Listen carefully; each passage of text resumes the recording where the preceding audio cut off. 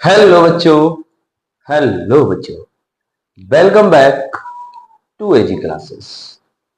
अभी तक हम लोग class 10th chemistry chapter number second acid base and salts introduction video देख चुके हैं और उसके बाद उसका पार्ट नंबर 2 जिसमें हम लोगों ने देखा भाई इंडिकेटर के बारे में या फिर एसिड की डेफिनेशन। ठीक है, अब ये आता है पार्ट नंबर 3 और आज हम लोग इसमें डिस्कस करेंगे केमिकल प्रॉपर्टीज ऑफ एसिड्स। ठीक है, क्या डिस्कस करेंगे? Chemical properties of acids. चलो भैया हेडिंग डालते हैं, सुंदर सी heading, chemical properties properties of acids. Acids की केमिकल प्रॉपर्टीज। पहली, reaction of acid with metal. Acid को भैया मेटल के साथ रिएक्ट कर रहे, एसिड को हम किसके साथ रिएक्ट कर रहे? मेटल के साथ रिएक्ट कर रहे, तो क्या बनेगा? सॉल्ट बनेगा और हाइड्रोजन गैस निकलेगी। ये जनरल वे क्या होगा? सॉल्ट बनेगा और हाइड्रोजन गैस निकलेगी। अब एक एग्जांपल लेते हैं भैया सोल्ट एसिड का। हारे का सारा HCl हमारा भैया HCl है अपना एसिड। और मेटल क्या होगा? जिंक ले लो भैया, कह रहे थे। अब देखो यार, zinc is more reactive as compare to hydrogen. हमारी जो रिएक्टिविटी सीरीज है, केदारनाथ का माली आलू जरा फीके नहीं, सुंदर पकाता है। कौन है? आगे आओ पिटो। अब देखो, हाइड्रोजन अगर रेफरेंस नीचे है और जिंक ऊपर है, डेट मीन्स ऊपर वाले मोर रिएक्टिव होंगे तो जिंक हाइड्रोजन को अलग कर देगा। भैया हाइड्रोजन से अलग, ZnCl2।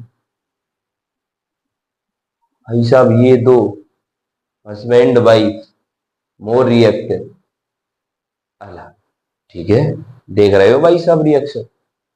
दूसरा, reaction of acid with metal carbonate. Acid की रिएक्शन कराइए मेटल कार्बोनेट के साथ, ये एसिड पकड़ते हैं प्लस मेटल कार्बोनेट, तो क्या होगा? सॉल्ट बनेगा, CO2 निकलेगी और H2O निकलेगा। ये रही इसकी जनरल रिएक्शन। एसिड फिर से वही सिमिलर, हारे का सहारा और HCl हमारा। मेटल कार्बोनेट चलो MgCO3 ले लेते हैं, गिव्स आउट सॉल्ट क्या बनेगा? MgCl2 प्लस H2O और साथ ही साथ में बनेगा CO2। इतनी बात समझ आती? अब देखो तीसरा आता है reaction of acid with metal bicarbonate. Acid की रिएक्शन मेटल बाइकार्बोनेट के साथ। ठीक है, तो भैया acid plus metal by carbonate क्या बनेगा? सॉल्ट बन जाएगा, H2O और CO2 गैस। भैया इसको क्या करते हैं? फिर से बॉक्स में बंद, रिप्रेजेंटेशन का तरीका। अब देखो एसिड फिर से भैया एकमात्र सारा डेट इज HCl हमारा। बाइकार्बोनेट, चलो भाई तुम कह रहे हो तो सोडियम बाइकार्बोनेट ले लेते हैं। क्या बनेगा? सॉल्ट। कौन सा सॉल्ट हो जाएगा? NaCl प्लस H2O और प्लस CO2। इतनी बात समझ आई? भैया और एक प्रॉपर्टी देख लेते हैं, एक छोड़ो दो देखेंगे हम लोग। Reaction of acid with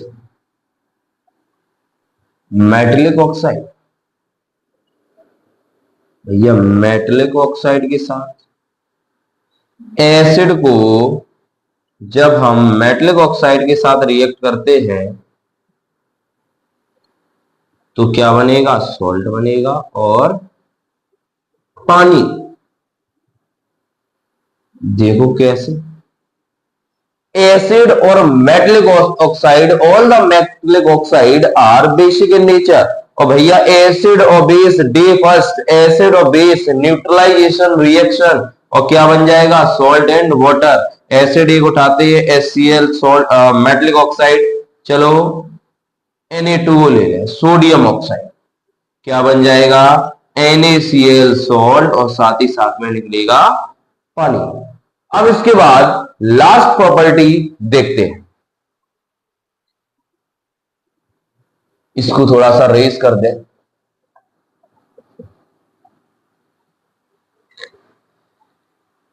reaction of acid with metal sulphide, metal sulphide, acid की रिएक्शन मेटल सल्फाइड से।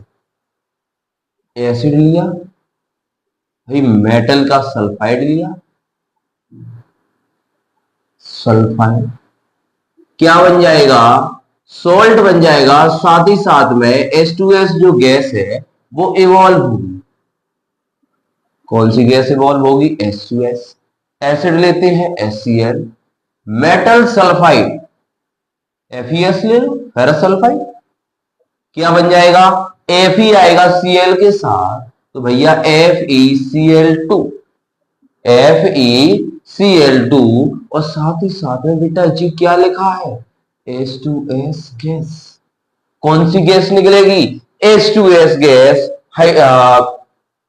इसको क्या पढ़ेंगे भाई साहब, डाई हाइड्रोजन सल्फाइड या हाइड्रोजन सल्फाइड गैस। अब देखो हम लोगों ने पढ़ ली है इसकी जो केमिकल प्रॉपर्टीज है। अब एसिड में कुछ टॉपिक और बचे हैं, जैसे स्ट्रॉन्ग एसिड हो गया, वीक एसिड हो गया, या फिर कॉन्सेप्ट ऑफ हाइड्रोनियम आयन, ये बचा हुआ है। तो इसको देखते हैं, चलो थोड़ा सा रेज कर लें इसको, हो जाओ भैया रेज, अपना काम है साफ करना। चलो अब देखो, हेडिंग है concept of hydronium ion, hydronium ion जिसका फॉर्मूला होता है H3O+।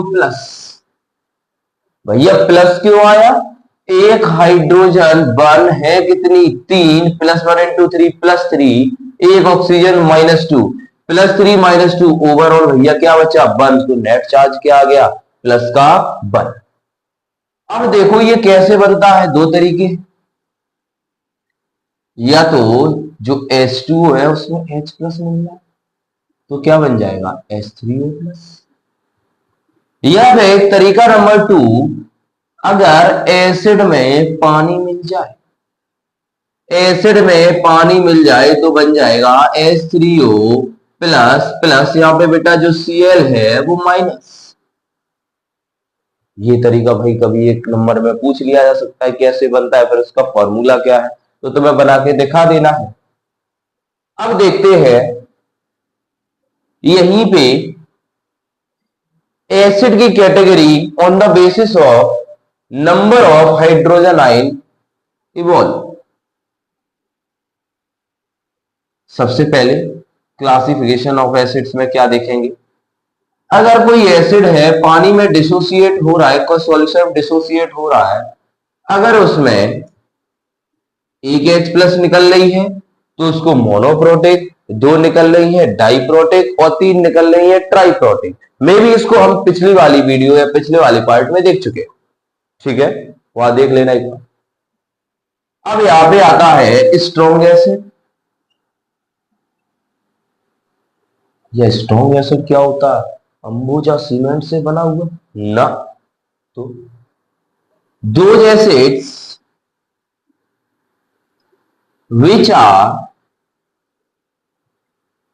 completely dissociate